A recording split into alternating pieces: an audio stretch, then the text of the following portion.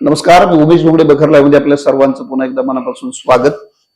विधानसभेच्या आखाड्यात आपण आज नांदेड जिल्ह्यातला लोहा कंधार या विधानसभा मतदारसंघासंदर्भात बोलणार आहोत. माझ्यासोबत अविनाश थोरात आहे. या मतदारसंघाचं वैशिष्ट्य असं आहे की 2019ला प्रतापराव चिखलीकर हे या नांदेड मतदारसंघातनं खासदार म्हणून निवडून गेले होते. 2024ला 6 महिन्यापूर्वी जी इलेक्शन झाली, वसंत चव्हाणांनी त्यांचा पराभव केला. दुर्दैवानं आता वसंत चव्हाणांचंही निधन अगदीच 2 महिन्यापूर्वी झालं. त्याची जी काही पोटनिवडणूक आहे ती सुद्धा 20 नोव्हेंबरला आपल्या विधानसभेसोबत होणार आहे. सांगण्याचं कारण असं की तेच प्रतापराव चिखलीकर अगदी काल भारतीय जनता पक्षातनं अजित पवारांच्या राष्ट्रवादी काँग्रेसमध्ये प्रवेश केला आणि आज त्यांची लोहा कंधारमधनं राष्ट्रवादी काँग्रेस अजित पवार गटाची उमेदवारी जाहीर झाली. त्यांच्या समोर असतील श्यामसुंदर शिंदे, जे शेतकरी कामगार पक्षाचे इथले विद्यमान आमदार आहेत. आणि तिसरे महत्वाचे जे उमेदवार आहेत ते म्हणजे एकनाथ पवार, ज्यांना पुण्यातनं पिंपरीमधनं ज्यांना आमदार व्हायचं होतं. भारतीय जनता पक्षाचे खूप जुने कार्यकर्ते जे लोहा कंधारमध्ये काम करत होते, ज्यांना तिकडून भारतीय जनता पक्षाकडनं म्हणजे भाजपच ते काम करत होते. मात्र ते उद्धव ठाकरेंच्या शिवसेनेत गेले आणि उद्धव ठाकरेंनी त्यांना उमेदवारी जाहीर केली. म्हणजे काय तर जे आपण पाटणबद्दल बोललो, जे आपण भूमपरांड्याबद्दल बोललो, जे आपण सांगोल्याबद्दल बोललो, ते तसंच अगदीच हे लोहा कंधारमध्ये होत आहे. उद्धव ठाकरेंनी एकनाथ पवारांना उमेदवारी दिली आहे, त्यामुळे तिथं ती पुन्हा तिरंगी लढत आहे.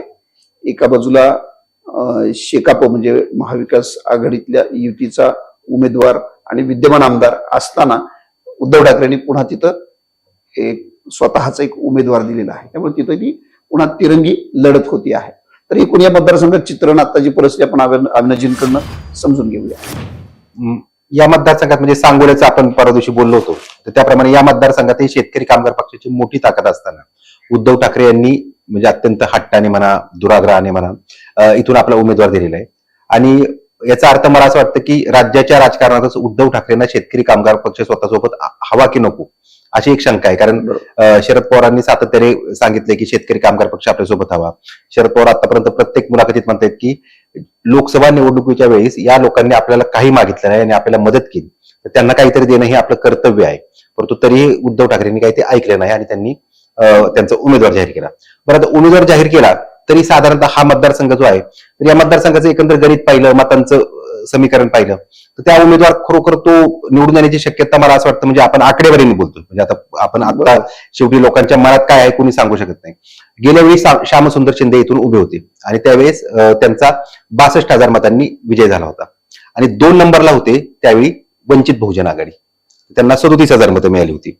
आणि त्यानंतर 3 नंबरला शिवसेना होती. शिवसेनेचे मुक्तेश्वर धोंडगे जे होते तर ते तिथे उभे होते आणि त्यांना 3 नंबरची मतं मिळाली होती. म्हणजे साधारणतः 30,000 मतं मिळाली होती. म्हणजे साधारणतः 1,00,000 मतं श्यामसुंदर शिंदेना आणि 30,000 मतं शिवसेनेच्या उमेदवाराला.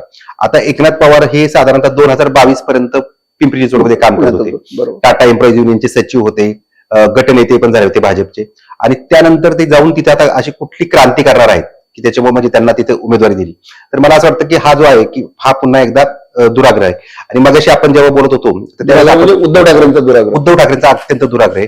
आणि समजा एक आपण असं मान्य करूयात की उद्धव ठाकरेंनी ही उमेदवारी जाहीर करताना ज्या ठिकाणी आमचा आमदार निवडून आलेला आहे त्या ठिकाणी आम्हीच जागा घेणार हा त्यांचा आग्रह म्हणा काय असेल तर तो मान्य करता येऊ शकला असता.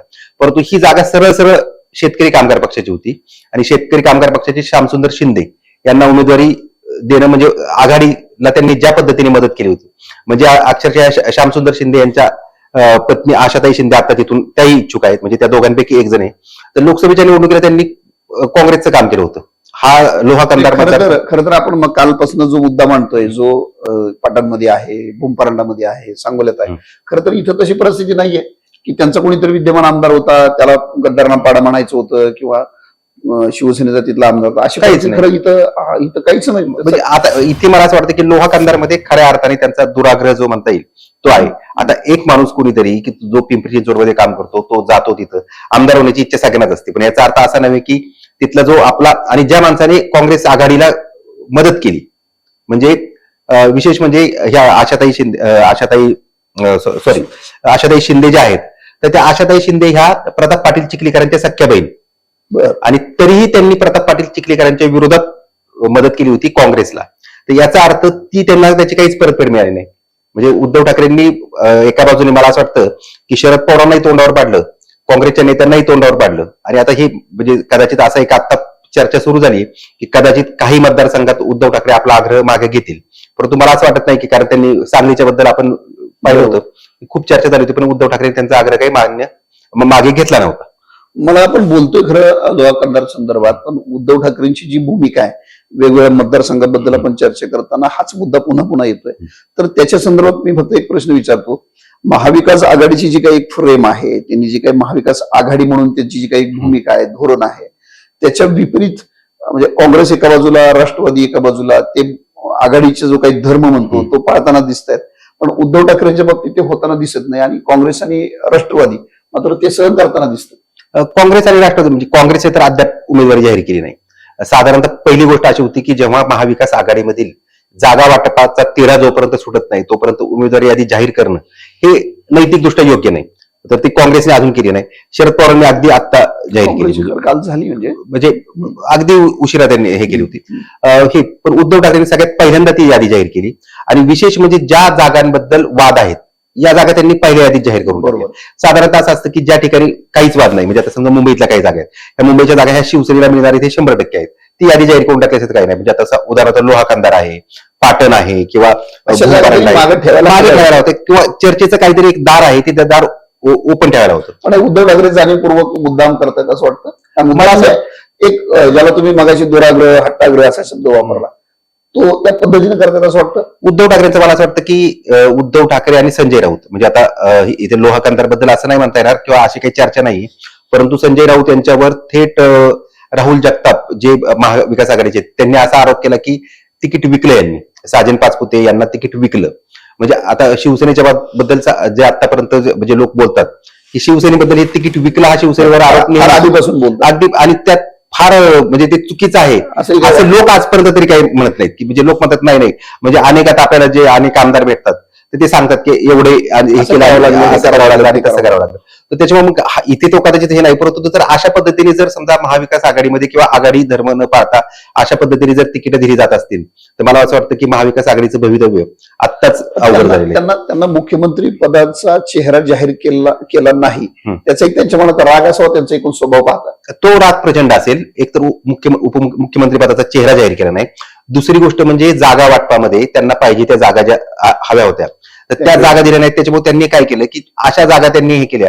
आता काय आहे की शेतकरी कामगार पक्ष जर समजा महाविकास आघाडीच्या पासून बाजूला गेला तर शरद पवारांना खरं म्हणजे ते शरद पवार ज्या पद्धतीने बोलले सगळ्या लोकसभेच्या काळामध्ये, तर त्यांना म्हणजे ते शेतकरी कामगार पक्षाला तोंड दाखवलं, अत्यंत तोंडगशी पडले. काँग्रेसची असंच होणार, काँग्रेसची अवस्था अशीच होणार, तोंडगशी पडली. म्हणजे उद्धव ठाकरेंनी त्यांना तोंडगशी पडायला लावले. अच्छा, हा विषय म्हणून आपण घेतला, कारण खरं तर त्या पद्धतीचीच एकूण सगळ्या मतदारसंघातली उमेदवार बघितले तर त्या पद्धतीचा दुराग्रह त्यांचा दिसतो, म्हणून हा विषय मी खरं फक्त समोर आणण्याचा प्रयत्न केला.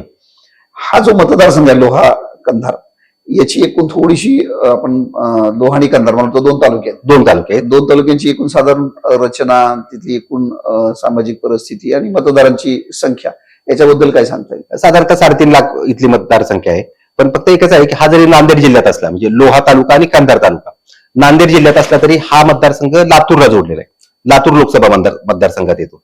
तर त्याच्यामुळे तसं तुलनेने इथे यांचं लक्ष कमी असतं. आणि प्रताप पाटील चिखलीकर हे नांदेडमधून खासदारकीला उभे राहायचे. तर त्यांची जे मेहुणे आहेत श्यामसुंदर शिंदे, तर 2019च्या निवडणुकीमध्ये प्रताप पाटील चिखलीकरांचा मुलगा जो होता तर तो खूप इच्छुक होता या मतदारसंघातून लढण्यासाठी, परंतु मेहुण्यांनी त्यांचा आग्रह सोडला नाही. श्यामसुंदर शिंदे हे माजी संधी अधिकारी आहेत, ते निवृत्त झाल्यानंतर ते तालुक्यात गेले, त्यानंतर त्यांनी काम सुरू केलं आणि त्यांनी उमेदवारी घेतली. तर त्यांना प्रताप पाटील चिखलीकरांना बहिणीच्या हट्टामुळे मदत करावी लागली आणि त्याच्यामुळे त्यांचा मोठा विजय झाला. तर आता तेच आहे की आता ही जी श्यामसुंदर शिंदेची ताकद आहे ही खरोखरच त्यांची ताकद आहे की प्रताप पाटील चिखलीकरांनी त्यांना ताकद दिली, हा सुद्धा एक महत्वाचा मुद्दा होणार. आणि दुसरी महत्वाची गोष्ट म्हणजे मला असं वाटतं की म्हणजे आपण बाकी ह्या सगळ्या गोष्टीची चर्चा केली, महाविकास आघाडीचा आपण आता बोललो की त्या महाविकास आघाडीत कशा पद्धतीने चाललेलं आहे उद्धव ठाकरेंचं हे, परंतु महायुतीमध्ये मात्र अजित पवार, देवेंद्र फडणवीस आणि एकनाथ शिंदे यांची केमिस्ट्री खूप चांगली आहे असं मला वाटतं. म्हणजे आता प्रताप पाटील चिखलीकर हे भाजपचे खासदार आहेत, होते खासदार विद्यमान, म्हणजे ते उमेदवार होते खासदारकीचे, ते पडले. तर त्यांचा सहजपणे अजित पवार गटात प्रवेश झाला. अजित पवार गटाकडे जागा होती, ते अजित पवारांनी त्यांना उमेदवारी दिली. संजय काका पाटील हे सांगलीचे खासदार होते, ते पण पडले. संजय काका पाटलांना पण अजित पवारांनी त्यांच्या पक्षात घेतलं, तासगाव मधून जागा दिली. परस्परांचा समन्वय परस्परांचा समन्वय आणि मला असं वाटतं की हा जो परस्परांचा समन्वय आहे, म्हणजे महायुती आणि महाविकास आघाडीतला हा जो फरक आहे, तर हा फरक मला वाटतं ह्या सगळ्या निवडणुकीत म्हणजे केवळ या 2-3 मतदारसंघापुरता नव्हे तर या निवडणुकीमध्ये खूप चांगला होणार आहे. आणि याच्यामध्ये मुख्य भूमिका असं मला वाटतं की देवेंद्र फडणवीस यांची असेल. कारण आपण पाहिलं की म्हणजे अगदी समर्जित घाटगेंपासून ते हर्षवर्धन पाटील यांच्यापर्यंत सगळे जेव्हा बाहेर पडत होते तर तेव्हा ते सगळे शेवटी देवेंद्र फडणवीस यांना जाऊन भेटत होते. तर त्यामुळे देवेंद्र फडणवीस यांनी अशा पद्धतीचं राजकारणाला परवानगी दिली. प्रताप पाटील चिखलीकरांनी आतापर्यंत 5 वेळा पक्ष बदललाय, म्हणजे अगदी लोक भारतीय पक्षात स्वतः होते. तर त्याच्यामुळे त्यांच्याबद्दल काही नाही, परंतु तरी पण भाजपचा उमेदवार आपल्याकडे येतोय आणि त्याला उमेदवारी जाहीर करायची, ह्याच्यामुळे का त्याचं टेन्शन निर्माण झालं असतं महायुतीमध्ये. पण एकूण आता श्यामसुंदर शिंदे असतील, एकनाथ पवार असतील आणि प्रतापराव चिखलीकर असतील, याच्यामध्ये आत्ताच्या घडीला कोण अधिक प्रबळ आहे, कोण निवडून येऊ शकतं असं तुम्हाला वाटतं? आत्ताच्या घडीला कागदावर पाहिलं तर असं वाटतं की श्यामसुंदर शिंदे इथून निवडून येऊ शकतात. पण परत शेवटी तेच आहे की गेल्या वेळी प्रताप पाटील चिखलीकरांनी श्यामसुंदर शिंदे त्यांची ताकद होती, ती श्यामसुंदर शिंदेच्या मागे सगळी ताकद उभी केली आणि त्याच्यामुळे श्यामसुंदर शिंदे यांचा विजय झाला. त्यावेळी राष्ट्रवादी काँग्रेसचा जो उमेदवार होता तो अगदी 4थ्या क्रमांकावर गेला होता, वंचित बहुजन आघाडी 2ऱ्या क्रमांकावर होतं. आता या मतदारसंघात प्रताप पाटील चिखलीकरांचं चांगलं काम आहे. एकंदर त्यांनी म्हणजे मला असं वाटतं की ते एकदा अपक्ष निवडून आले, त्यानंतर लोक भारती पक्षाकडून निवडून आले, त्यानंतर शिवसेनेत प्रवेश केला, शिवसेनेतून निवडून आले, त्यानंतर भाजपमधून निवडून आले. तर त्याच्यामुळे त्यांनी जवळजवळ सगळ्या पक्षाकडून म्हणजे त्याच्यामुळे त्यांना ते चिन्ह पोचवणे वगैरे हा जो काही प्रकार असतो तर तो नाहीये. फक्त आता बहीण भावाची लढाई ही मात्र तिथे खूप मोठ्या प्रमाणावर लढली जाणार आहे. आणि जर श्यामसुंदर शिंदे यांच्या जागी जर आशाताई शिंदेच उमेदवार म्हणून आल्या तर मात्र बहीण भावाची लढाई खूप मोठ्या प्रमाणावर, म्हणजे एका बाजूला आपण जे पाहतो की लाडकी बहीण योजना, तर ते लाडकी बहीण योजनेवरून तो श्लेष करता येणं शक्य होईल आशाताई शिंदेना की माझा मतदारसंघ, माझा नवरा या मतदारसंघात आमदार होता आणि हा लोकसभेला पडला आणि म्हणून तो माझ्याकडे इथे आमच्या मतदारसंघात आला. तर अशा पद्धतीचं वातावरण तिथं होऊ शकतं. याच्यामध्ये कसं आहे की एकनाथ पवारांचा फार काय प्रभाव राहिला असं दिसत नाही. मात्र तुम्ही म्हटलं तसं ही लढाई बहीण भावाची होते की मेहण्याची होतीये हे मला वाटतं पुढच्या काही 2-3 दिवसामध्येच ते क्लिअर होणार आहे.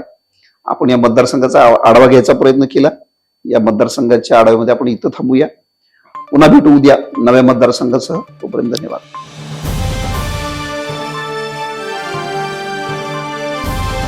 समाजकारण, प्रशासन आणि राजकारणातल्या अचूक विश्लेषणासाठी बखर लाईव्हच्या सोशल मीडिया प्लॅटफॉर्म्सना लाईक, फॉलो आणि सबस्क्राईब करा.